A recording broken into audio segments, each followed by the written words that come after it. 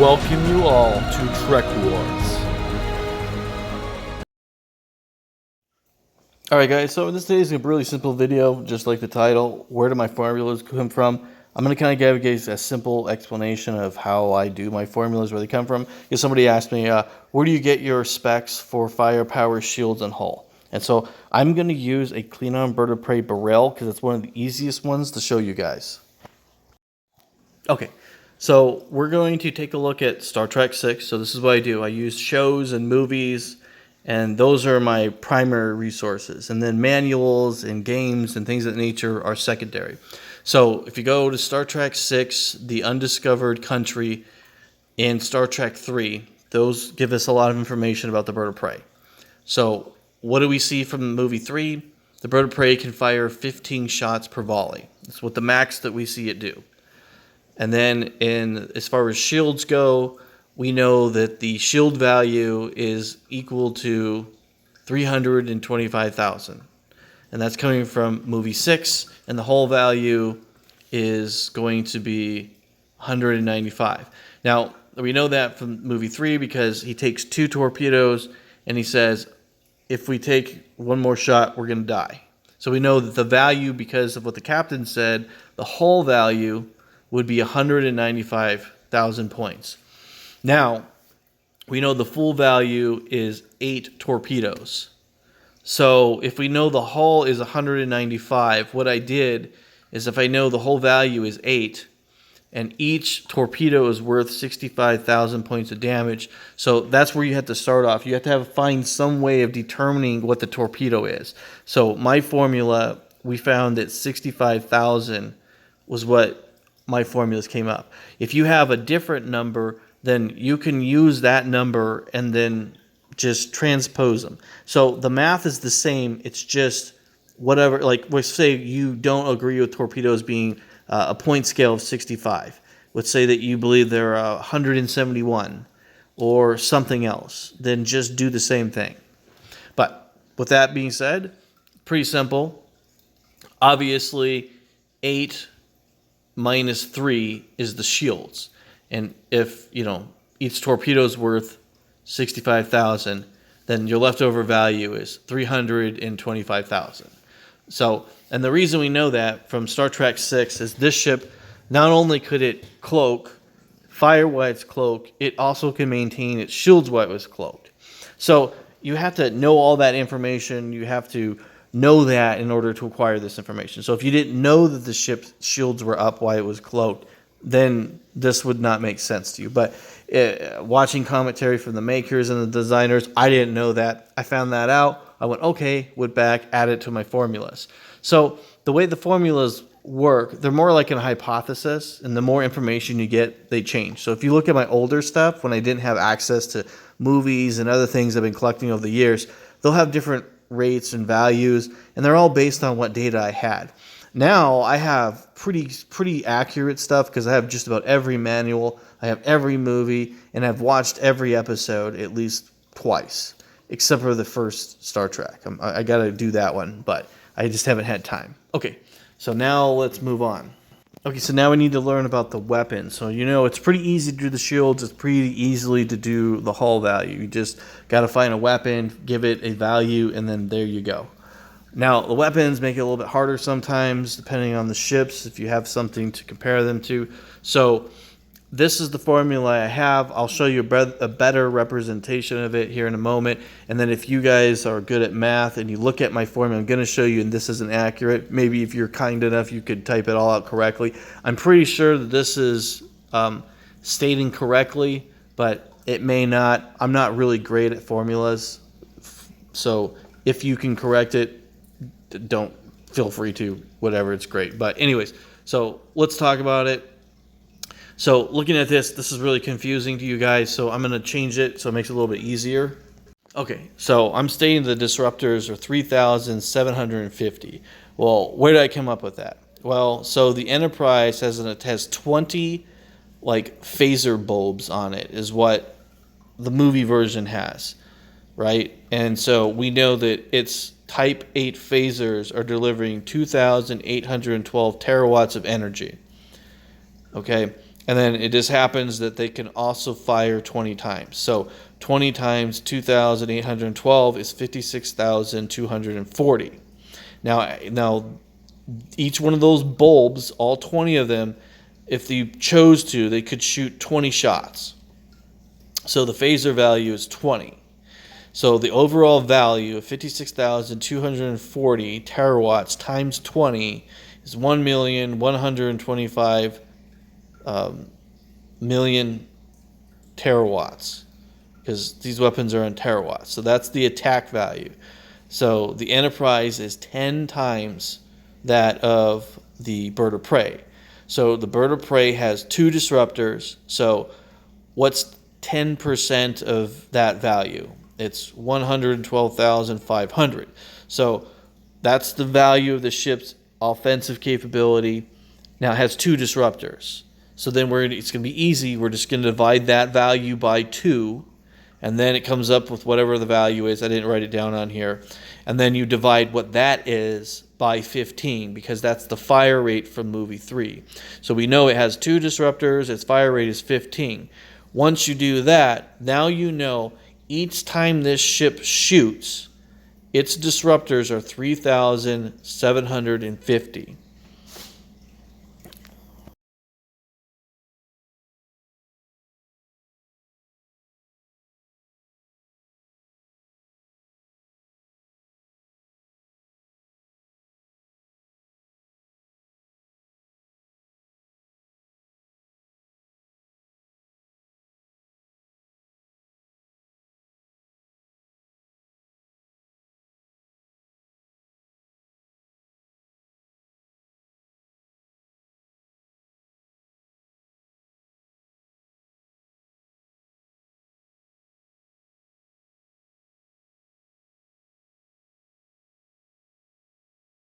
All right, so another example is using the Jem'Hadar fighter.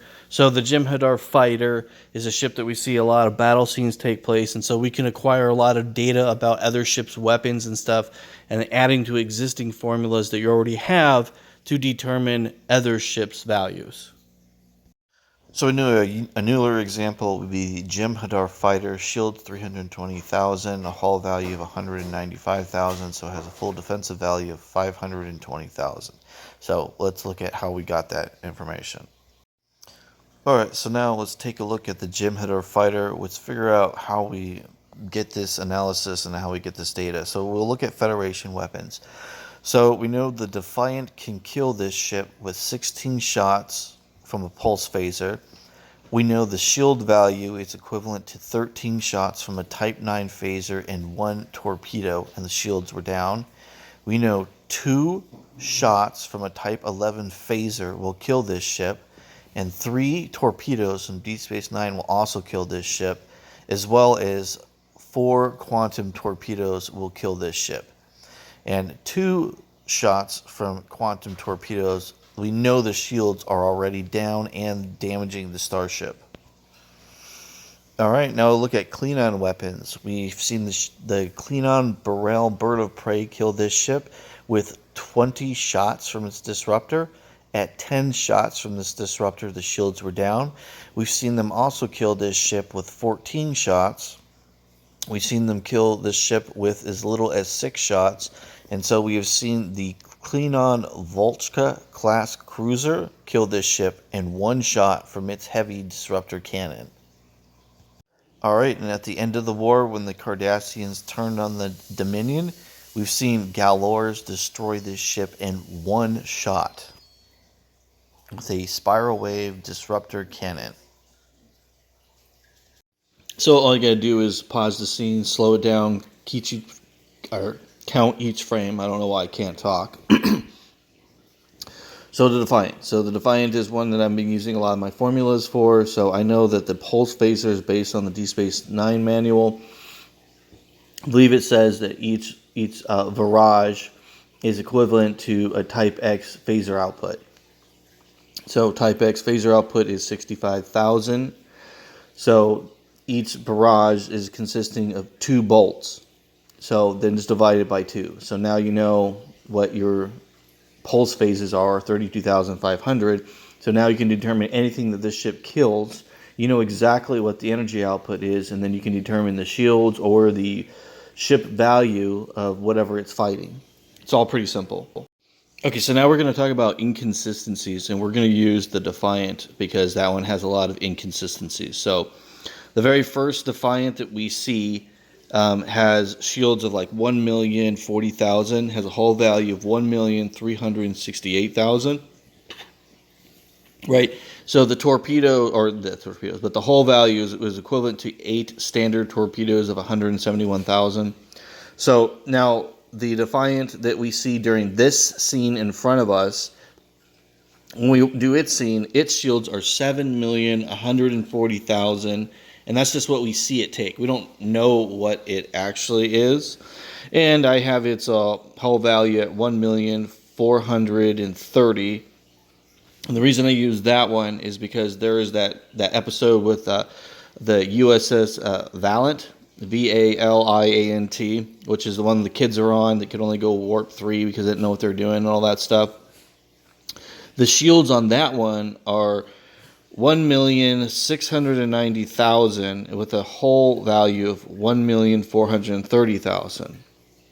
So now you have to try to think about, like, how do I fix these inconsistencies? So there's the prototype, which is the original. Then there's the mass production version, which would be the Valiant. And then I call it the flagship upgrade for the Defiant that we know, that we see on screen, because that is the flagship of the fleet. And so they would have modified it in order to keep it alive, right? So it's probably using a shield matrix that we've seen on like a Sovereign or something like that. So though we know it's actually writer's error, to make it dramatic or whatever, but when we try to find something in the universe that would fit this, yeah. So a lot of times I'll slow down the scene because we do have the Sovereign class, how many times which it does hits, have a that kind of shield stuff, in the try to figure 7,000 range. So it is in universal possible in order to fix this inconsistency. So whenever I have an inconsistency, if I have something that exists in the universe on the correct time period that I can use, I will then swap it out, even if it does seem kind of ridiculous. Like, how are you putting a shield matrix of a Sovereign on a little teeny Defiant class? Well, it's, I guess, Federation magic. Okay, so the other thing, we have a really large inconsistency, as I talked with the Jem'Hadar, dying from one shot from Galor. Like, why is that? So Galor's power scale levels that we've seen is that it originally went from 65,000, then it went to 168,750 during one of the battles, and then at the end it was over 650,000. So how do I compensate for the Spiral Wave Disruptor Cannon? Well, it says that weapon was equivalent to a Type X phaser, so I got the value of 65 that way. Simple. Now the 168,750. This is the upgraded Spiral Wave Disruptor Cannon after they went and became part of the Dominion, and then the Federation's trying to take Deep Space Nine back. Was that Sacrifice of an Angels or whatever episode it is? Well, I know its value because I know the value of a Miranda.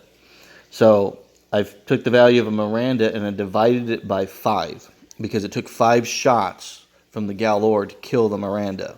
It's one of the things that's in the background. Then, now I have an issue because I have a Bree warship and I have a Jem'Hadar fighter who are dying at different power levels. The Jem'Hadar fighter dies in 1 shot, but the Bree ship dies in 2 shots. So I could say it's 520,000 to match the Jem'Hadar fighter, but that wouldn't be strong enough to kill the Bree ship. So then I had to actually change that to 650,000. Because if you can destroy a Bree ship in 2 shots, you would have to have a minimum of 650,000 per shot. So that's how I determined that Spiral Wave Disruptor Cannon at the end of the war was whatever output it is. Now, it doesn't make a whole lot of sense. That's incredibly powerful. But it's at the very, very end of the war. They have very little ships. And so I'm like, okay, well, how are they doing this? Because I know the largest beam, most powerful beam we've seen, has been on the weapon platforms, and they were hitting for like 390,000. So I just thought, okay, so now they just doubled up that power somehow. So maybe they're taking those defensive platform weapons and then putting them on the Galors. So, and I'm like, okay, so these are these ships at the very end of the war. These are not Galor 1s or 2s. They must be Galor 3s, because Galor 3s are, state of the art technology, and so they could power up a weapon like this. So that's how I try to accommodate something into the universe itself to explain something that doesn't make sense. So one of the cool things about doing formulas like this and having all that data is you can actually, take the data and compare it to other things and figure things out. So one of the things that I figured out by mistake is that there is a mistake with the Jem'Hadar ship. And I'll share that with you guys at a later date, because I'm building a video about the Jem'Hadar fighter currently right now. It's going to take me a little bit longer than normal because of my work schedule, but I will get that out to you guys here hopefully within another week. And it's pretty interesting because this, let's say, air is everywhere, and as far as I know, no one had ever talked about it or ever pointed it out. And it's a pretty bad one, and I think it's pretty funny.